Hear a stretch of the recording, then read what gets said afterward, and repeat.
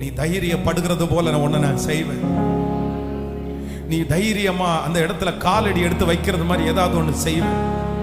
உங்களை உற்சாகப்படுத்துகிறது மாதிரி கர்த்தர் ஏதாகிலும் ஒன்றை கர்த்தர் செய்வார். உங்களை வேகப்படுத்துறது மாதிரி கர்த்தர் ஏதாகிலும் ஒன்றை கர்த்தர் செய்வார்.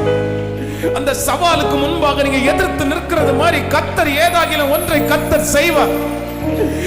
7 டைம் போய் பார்த்து வெறுமையோடு திரும்பி வந்த உங்களை கர்த்தர் ஒரு கையளவு மேகத்தை காமிச்சு தைரியப்படுத்தி, நீ போ, நீ சுதந்தரிப்ப, நீ வெற்றி அடைவேன்னு.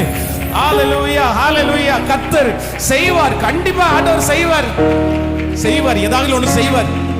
உங்க பிள்ளையினுடைய வாழ்க்கையில, இருண்டு போய் இருக்கிறவனுடைய வாழ்க்கையில கர்த்தர் செய்வார்.